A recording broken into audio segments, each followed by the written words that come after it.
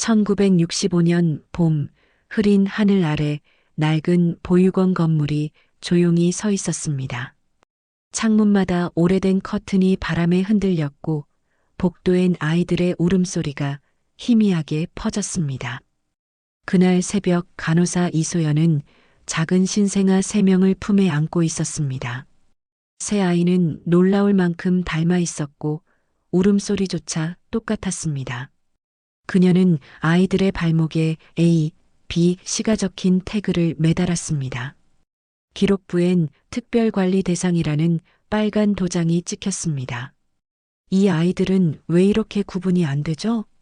소연의 낮은 중얼거림에 담당 의사 윤 박사는 무표정하게 답했습니다. 국가지원 연구에 포함된 아이들입니다. 그냥 지시대로 하세요. 보육원 밖엔 군용 지프 한 대가 서 있었습니다. 서류를 든 남자들이 안으로 들어와 아이들의 사진을 찍고 체중과 혈액형을 기록했습니다. 소연은 이유를 묻지 않았습니다. 하지만 그들의 냉담한 시선이 마음을 불편하게 만들었습니다. 아이들은 겨우 숨소리만 들릴 만큼 약했지만 눈을 마주치면 이상하게 또렷한 느낌이 들었습니다. 마치 이미 세상을 알고 있는 듯한 눈빛이었죠. 며칠 뒤 셋쌍둥이는 각각 다른 행선지로 떠났습니다. 첫째는 서울의 중산층 부부에게, 둘째는 미군 부부에게, 셋째는 강원도의 농가로 향했습니다. 보육원 마당에서 그들을 실은 차들이 동시에 출발하자 소연은 눈을 감았습니다. 부디 잘 살아야 해요. 그녀의 목소리는 떨렸습니다. 뒤를 돌아보니 윤 박사가 창문 너머로 그 광경을 지켜보고 있었습니다. 그의 손엔 T-65 3체 실험 기록이라는 파일이 들려 있었습니다. 시간이 흘러 그의 여름 보육원은 알 수 없는 화재로 전소되었습니다. 불길은 순식간에 건물을 삼켰고 기록실은 가장 먼저 무너졌습니다. 소연은 불길 속에서 아이들의 사진 몇 장만 간신히 구해냈습니다. 그녀는 그날 이후 아무에게도 그 이야기를 꺼내지 않았습니다. 하지만 마음 한구석엔 늘 불길한 그림자가 남아 있었습니다. 수십 년이 지나 한밤의 꿈속에서 그녀는 여전히 그날의 울음소리를 들었습니다. 세 아이가 동시에 울던 그 울림이 귀를 스치고 지나갔습니다. 그리고 멀리서 누군가 속삭이는 듯한 목소리가 들렸습니다. 우린 누구였나요? 2025년 봄 서울의 작은 방송사 사무실 안. 책상 위에는 각종 서류와 다큐멘터리 기획서가 뒤섞여 있었습니다. 은주는 커피잔을 내려놓고 노트북 화면을 바라보았습니다. 무료 유전자 검사 이벤트 참여 완료라는 문구가 뜨자 그녀는 별 생각 없이 미소를 지었습니다. 그녀는 오래전부터 이유를 알 수 없는 공허함에 시달렸습니다. 부모님이 세상을 떠난 뒤에도 자신이 어디서 왔는지 늘 알 수 없었기 때문이었죠. 며칠 뒤 이메일 알림이 울렸습니다. 가까운 혈연 관계자 2명이 발견되었습니다. 은주는 처음엔 장난이라 생각했습니다. 하지만 보고서에는 구체적인 이름과 생년월일, 국적이 명확히 적혀 있었습니다. 한민수, 61세, 미국 뉴욕 거주. 최동수, 61세, 대한민국 강원도 거주. 은주의 손끝이 떨렸습니다. 설마 형제? 그녀는 그날 밤 검색창에 한민수 외과의사를 입력했습니다. 몇 초 만에 화면에 잘생긴 중년 남자의 얼굴이 떠올랐습니다. 놀랍게도 자신의 얼굴과 너무나 닮아 있었습니다. 그녀는 곧장 메일을 보냈지만 답장은 오지 않았습니다.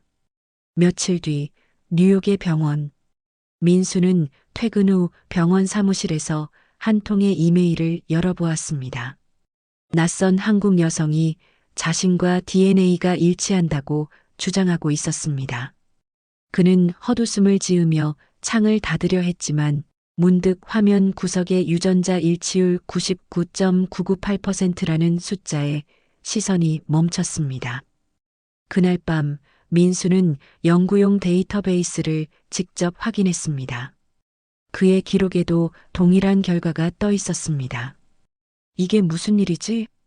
그는 불안한 마음에 아내에게도 말하지 못했습니다. 며칠 뒤 은주는 용기를 내어 영상 통화를 시도했습니다. 화면 속에 나타난 남자는 당황한 듯 했지만 곧 눈빛이 바뀌었습니다.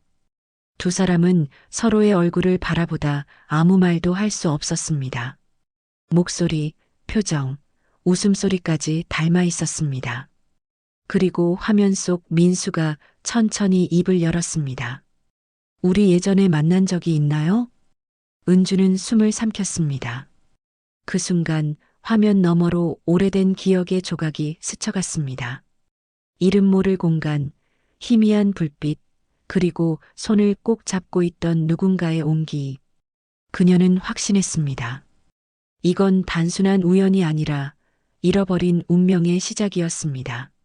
며칠 후 은주는 새벽까지 컴퓨터 앞에서 검색을 이어갔습니다. 마지막 남은 혈연자 최동수. 그 이름 아래엔 주소 대신 강원도 미상지역이라는 표기만 남아 있었습니다. 그녀는 제작 중이던 다큐멘터리 팀에 도움을 요청했습니다. 실종된 입양인을 찾는 프로젝트로 포장해서 촬영 겸 조사하죠. 팀원들은 반신반의했지만 은주의 눈빛에서 결의를 읽었습니다. 한편 강원도 깊은 산골, 나무 냄새가 가득한 공방에서 한 남자가 망치를 들고 있었습니다. 동수는 오래된 나무 조각을 다듬으며 혼잣말을 했습니다. 이 소리 또 들리네. 귀를 막아도 머릿속에 울리는 기계음. 어릴 적 병원 침대 위에서 들었던 소리와 똑같았습니다. 그날 오후 은주 일행이 마을에 도착했습니다. 그들은 입양아 찾기 다큐멘터리를 명목으로 주민들의 도움을 구했습니다. 노인의 안내로 공방 앞에 다다른 순간 문이 열리고 동수가 나타났습니다. 낯선 방문객들을 보며 잠시 경계하던 그의 시선이 은주에게 닿았습니다. 그리고 단 한순간 세상에 단 하나뿐인 익숙함이 그들의 눈에 번졌습니다. 은주는 떨리는 목소리로 신분증과 DNA 결과를 내밀었습니다. 저 혹시 이 이름 들어보신 적 있으세요? 동수는 종이를 내려다보다가 의자에 주저앉았습니다. 이게 나라고요?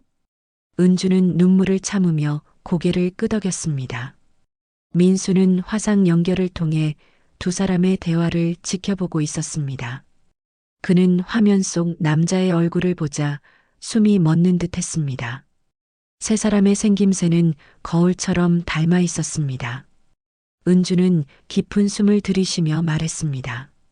우리 진짜 가족이었어요. 그날 밤 산골 마을의 조용한 민박집. 은주는 취재 일지를 정리하다 창밖을 내다보았습니다. 가로등 불빛 아래 검은 코트를 입은 남자가 서 있었습니다. 그의 시선이 창문을 향하자 은주의 등줄기에 소름이 돋았습니다.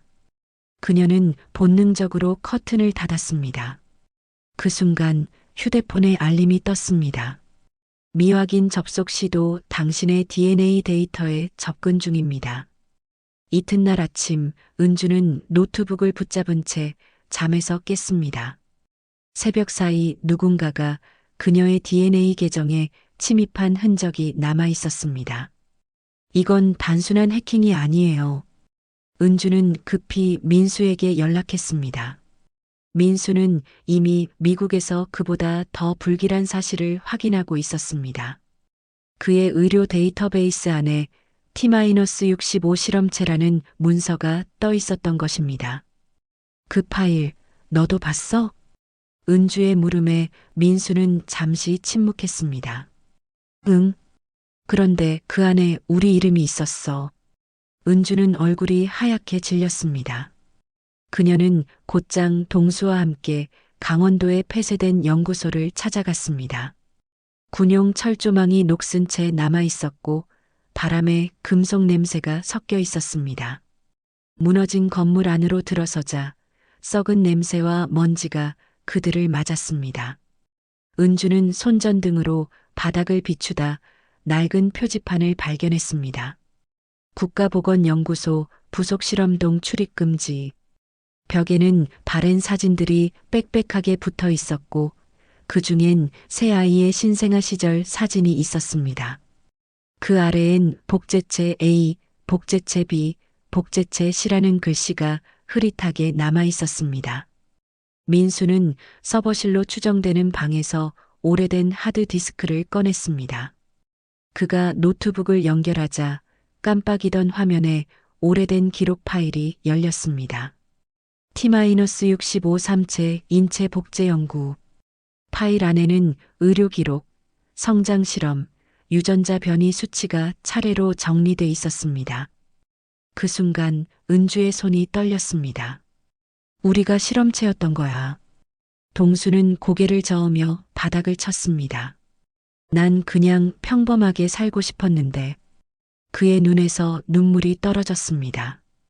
은주는 눈물을 삼키며 주먹을 쥐었습니다. 이건 세상에 알려야 해요. 숨길 수 없어요. 그녀는 서울로 돌아와 유일하게 믿을 수 있는 사람을 찾았습니다. 바로 옛 보육원의 간호사였던 이소연이었습니다. 이제는 70대 중반이 된 그녀는 작은 요양병원에 머물고 있었습니다. 은주가 모든 사실을 털어놓자 소연은 눈을 감고 한참을 침묵했습니다. 그리고 떨리는 목소리로 말했습니다. 그 아이들은 원래 태어나면 안 되는 존재였어요. 은주는 몸이 굳은 채 물었습니다. 무슨 뜻이에요? 소연은 손을 잡은 채 고개를 저었습니다. 그건 정부가 주도한 인체 복제 실험이었어요. 난 막지 못했어요. 그녀의 눈물이 손등 위로 떨어졌습니다. 그때 병실 문틈 사이로 그림자 하나가 스쳐 지나갔습니다. 은주는 고개를 돌렸지만 이미 아무도 없었습니다. 다음 날 새벽 은주는 요양병원으로 전화를 걸었습니다. 하지만 소연은 이미 자취를 감춘 뒤였습니다. 병원 관계자는 밤새 외출하신 것 같다고 말했지만 CCTV에는 기록이 남아있지 않았습니다. 은주는 곧장 민수와 동수에게 연락했습니다. 그분이 사라졌어요. 뭔가 벌어진 거예요. 그녀의 목소리는 흔들렸습니다. 민수는 복구 중이던 데이터에서 추가 정보를 발견했습니다. 파일의 마지막 페이지에는 프로젝트 관리자 명단이 있었습니다. 그중 한 이름이 눈에 들어왔습니다. 현직 과학기술부 차관 박윤태. 민수는 숨을 들이켰습니다. 이 사람 지금도 정부에 있어. 은주는 방송국으로 달려가 자료를 공개하겠다고 했지만 편집장은 손사래를 쳤습니다. 그건 다뤄선 안 돼요. 윗선에서 내려온 지시입니다. 은주는 굳은 표정으로 자리에서 일어났습니다. 그럼 내가 직접 하겠습니다.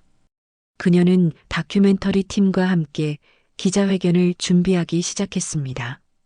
민수는 미국 인권단체에 자료 사본을 전달했습니다.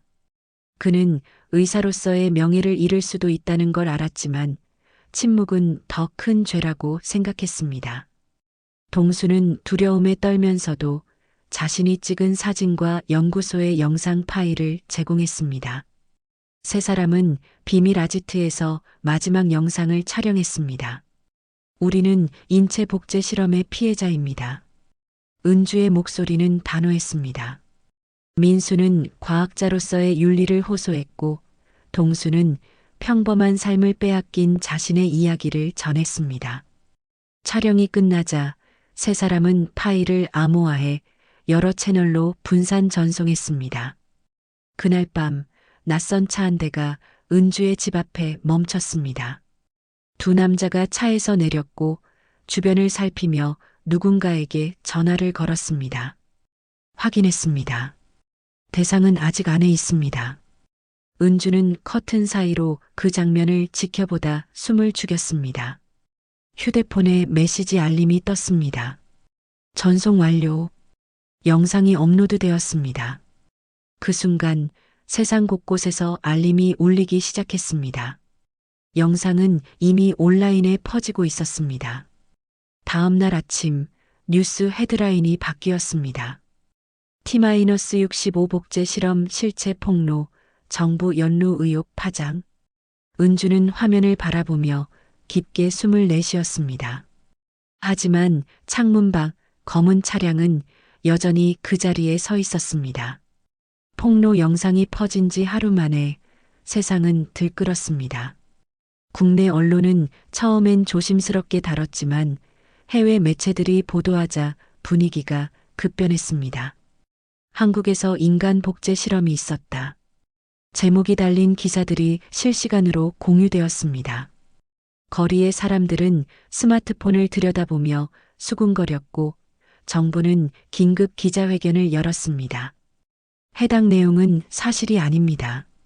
과학기술부 대변인은 단호하게 부인했지만 기자들의 플래시 세례 속에서 그의 표정은 점점 굳어갔습니다. 며칠 후 민수가 공개한 데이터 일부가 독립검증기관에 의해 진본으로 판명됐습니다. 언론의 초점은 곧 정부와 의료재단으로 향했습니다. 민수는 기자들의 질문 공세 속에서도 침착하게 답했습니다. 우리는 증거를 조작하지 않았습니다.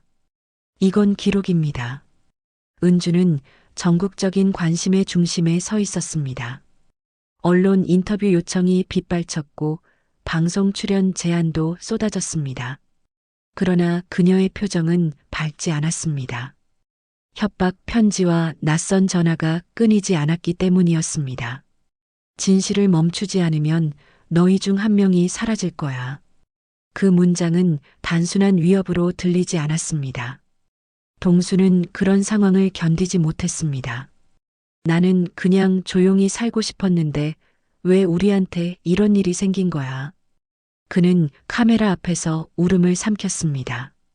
민수는 그의 어깨에 손을 올리며 말했습니다. 이건 우리가 끝까지 해야 할 일이야. 우리만이 할 수 있어. 며칠 뒤 경찰은 한 시신을 발견했습니다. 지방병원 근처 강가의 갈대숲 사이에서였습니다. DNA 검사 결과 그 시신은 이소연으로 확인되었습니다. 그녀의 가방 안에는 녹음기가 들어 있었고 그 안엔 떨리는 목소리가 남아 있었습니다. 아이들은 죄가 없습니다. 그 아이들은 단지 태어나 버린 존재일 뿐이에요. 은주는 그 녹음을 들으며 손을 꽉 쥐었습니다. 눈물이 흘렀지만 고개는 단단히 들고 있었습니다. 장례식 날 세 남매는 조용히 관 앞에 섰습니다. 서로의 손을 잡은 채 그들은 짧게 고개를 숙였습니다. 은주는 속으로 되뇌었습니다. 이제 끝까지 간다. 그날 밤 그녀는 국제인권재판소에 제출할 서류를 완성했습니다. 모든 증거와 데이터 그리고 그들의 이름을 기록했습니다. 파일 제목은 단 한 줄이었습니다. 프로젝트 T-65 인간 복제의 진실. 몇 달 뒤 국제인권재판소 앞은 인파로 가득했습니다. 세계 각국의 기자들이 카메라를 들고 몰려들었고 피켓을 든 시민들이 광장을 메웠습니다. 진실을 밝혀라. 라는 구호가 울려 퍼졌습니다. 은주는 재판정 입구에서 잠시 숨을 고르며 민수와 동수를 바라보았습니다. 그들의 얼굴엔 긴장과 결의가 함께 서려 있었습니다. 재판은 장장 3시간 동안 이어졌습니다. 민수는 증인석에 앉아 의료 데이터를 근거로 차분히 설명했습니다. DNA 구조의 변이 패턴이 동일합니다. 인위적인 복제 실험의 증거입니다. 동수는 증언대 앞에서 자신이 겪은 기억의 공백과 이상한 흉터를 이야기했습니다. 은주는 마지막 증인으로 올라서서 모든 과정을 세상에 밝혔습니다. 재판정이 조용해졌습니다. 판사는 한동안 자료를 넘기다 천천히 고개를 들었습니다. 피고 측의 과실이 인정됩니다. 관련 연구진과 정부 관계자들에게 형사 책임을 묻습니다. 그 한마디가 울려 퍼지는 순간 은주의 눈가에 눈물이 고였습니다. 민수는 주먹을 쥔 채 고개를 숙였고 동수는 천천히 하늘을 바라봤습니다. 그날 이후 세상은 조금씩 변하기 시작했습니다. 민수는 병원으로 돌아가 의료윤리 강연을 시작했습니다. 과학은 인간을 살리기 위한 것입니다. 결코 이용하기 위한 게 아닙니다. 그의 목소리는 학생들의 가슴에 깊게 남았습니다. 동수는 산속의 작은 공방에서 자신이 만든 나무 조각들을 전시했습니다. 그 조각 하나하나에는 형제의 얼굴과 잃어버린 시간들이 새겨져 있었습니다. 전시회엔 많은 이들이 찾아와 눈시울을 붉혔습니다. 그는 인터뷰에서 짧게 말했습니다. 이제야 진짜 제가 누군지 알게 된 것 같아요. 은주는 모든 과정을 담은 다큐멘터리를 완성했습니다. 영상은 공개 하루 만에 2천만 회를 넘겼습니다. 수많은 댓글 속에서 사람들은 인간 존엄에 대해 다시 이야기하기 시작했습니다. 하지만 은주의 마음은 여전히 무겁기만 했습니다. 어딘가에서 또 다른 진실이 숨쉬고 있을지도 모른다는 예감 때문이었죠. 어느 날 밤 민수는 그녀에게 전화를 걸었습니다. 은주, 이상한 걸 발견했어. 데이터의 마지막 줄에 T-66이 있어. 은주는 한동안 말을 잇지 못했습니다. 창밖의 도시 불빛이 서서히 꺼져가는 가운데 그녀는 낮게 중얼거렸습니다. 끝난 줄 알았는데 아직 시작일지도 모르겠네요. 1년 후 프라하 국제 다큐멘터리 시상식장. 조명이 비추는 무대 위로 은주가 천천히 걸어 나왔습니다. 객석에는 수많은 사람들의 박수가 쏟아졌습니다. 그녀의 다큐멘터리 프로젝트 T-65는 인권 부문 대상을 수상했습니다. 은주는 마이크 앞에서 잠시 말을 멈추고 객석을 바라봤습니다. 우리는 선택받은 존재가 아니라 버려진 아이들이었습니다. 그녀의 목소리는 떨렸지만 단호했습니다. 하지만 진실을 알게 되었고 그 덕분에 인간이 얼마나 존엄한 존재인지 배웠습니다. 청중은 조용히 기립해 박수를 보냈습니다. 민수와 동수는 객석 뒤편에서 서로의 어깨를 두드리며 미소 지었습니다. 시상식이 끝난 뒤 은주는 홀로 복도를 걸었습니다. 그때 낯선 남자가 다가와 봉투 하나를 내밀었습니다. 누군가 전해달라고 부탁했습니다. 그가 사라진 뒤 은주는 봉투를 열었습니다. 안에는 오래된 사진 한 장이 들어 있었습니다. 사진 속엔 또 다른 새쌍둥이가 있었습니다. 그들의 발목에는 T-66-A, T-66-B, T-66-C라는 표식이 적혀 있었습니다. 은주의 손끝이 떨렸습니다. 사진 뒤에는 짧은 문장이 적혀 있었습니다. 그들은 아직 살아 있습니다. 은주는 잠시 눈을 감고 깊게 숨을 들이켰습니다. 멀리서 카메라 플래시가 터지며 시상식장의 소음이 들려왔습니다. 그러나 그녀의 마음속은 고요했습니다. 그녀는 천천히 고개를 들고 마치 누군가를 바라보듯 정면을 응시했습니다. 이제 진짜 진실을 찾아야겠네요. 카메라가 멀어지듯 장면이 천천히 어두워졌습니다. 불빛 하나 없는 화면 위에 하얀 글자가 떠올랐습니다. 진실은 아직 끝나지 않았다. 그리고 그 문장 아래 미세하게 깜빡이는 숫자 T-67이 잠시 스쳐 지나갔습니다.